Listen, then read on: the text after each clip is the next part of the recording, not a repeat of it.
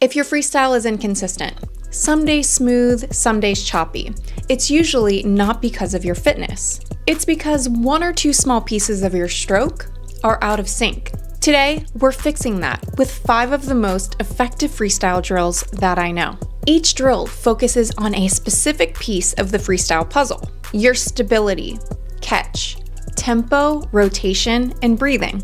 Your job is to recognize where your stroke is breaking down and choose the drills that correct it. When you isolate and rebuild those small details, your freestyle starts to feel effortless again.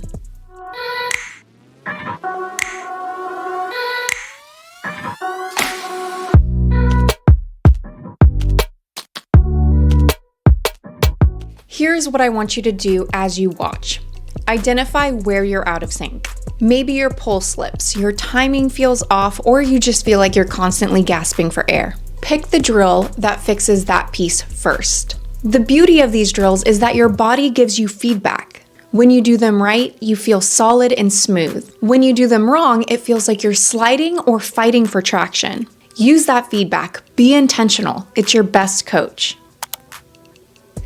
This one's underrated, but it's incredibly effective.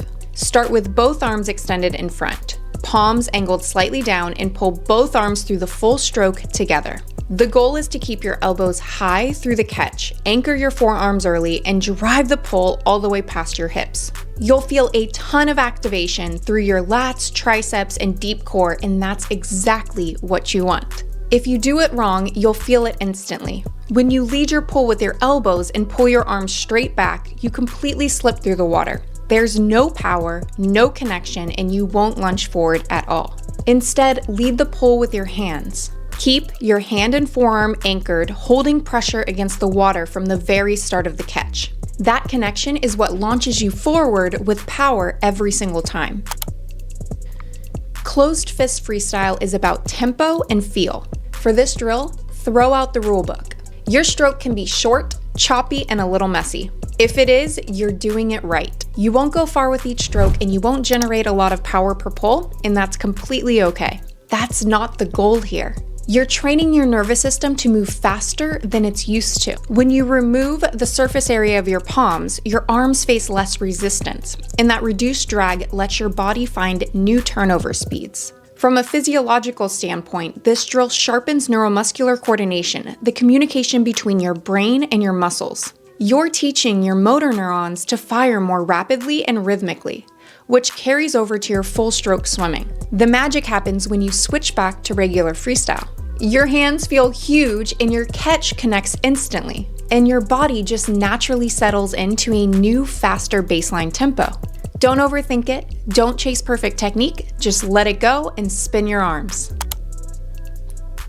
With one arm extended out in front and the other hovering over your head, hold your reach and stay active. This trains you to keep your lead arm high in full extension and maintain stroke control while rotated. If you're unstable, you'll feel it right away. Your front arm drops, your hips sink, and your body alignment disappears. That means your shoulder isn't able to maintain lift, and your core isn't activated enough to hold position. When you do it correctly, the lead arm feels steady, your rotation feels smooth, and the water pressure stays constant from fingertips to toes.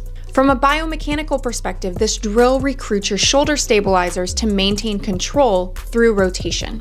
It also strengthens your core to shoulder connection. Essentially, you're teaching your body to rotate around a stable axis without wobbling off of it. This improves line control, balance, and power per stroke when you return to swimming with your full stroke.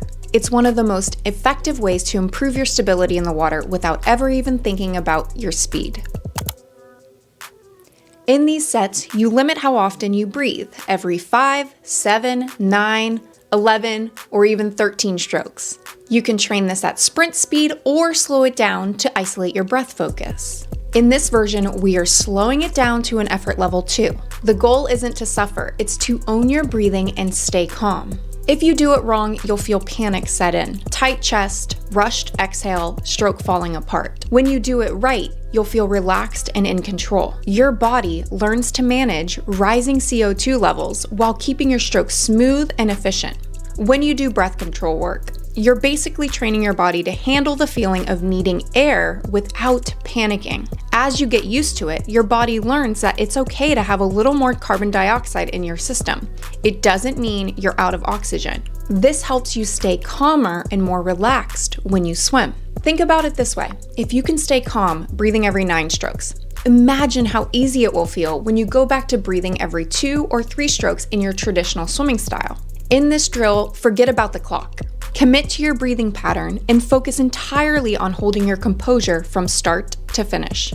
Breath control is a drill. It's training your breathing just like you train your stroke modalities. As a safety disclaimer, always practice breath control in a safe environment with a coach or certified lifeguard on deck. Prolonged breath holding or hypoxic work can be dangerous if it's performed incorrectly or unsupervised. If you practice this, you'll see the benefits immediately. Just make sure you do this in a safe environment. For one-arm freestyle, swim freestyle with one arm while the other arm stays glued at your side. This removes any balance help from that stabilizing arm and forces you to generate stability and rhythm from your core and rotation. Focus on syncing your rotation with your pulling arm. If you rotate late, you'll feel your arms slip through the water. If you rotate too early, your catch will collapse before it ever grabs water. When you hit this timing perfectly, you'll feel a powerful snap as your hip rotates right when your hand starts to anchor. That's the rhythm you want to carry into your full stroke. This drill trains that hip to shoulder connection and how power travels through your body. When that timing clicks, that connection adds speed without extra effort, which in turn improves your efficiency and your stroke rhythm. So, here's the full lineup. Double arm pull down builds power per stroke and reinforces proper pull mechanics. Closed fist drill helps you sharpen your tempo. One arm hover drill helps stabilize your stroke while you work on rotation and alignment. Your breath control sets train your breathing rhythm and ability to stay calm. And one arm freestyle syncs your rotation with your pull.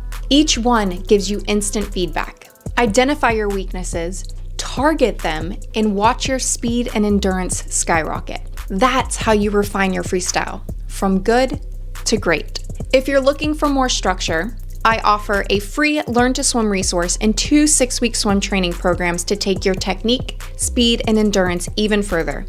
The links are in the description. Thanks for tuning in. Happy training, and I'll catch you in the next one.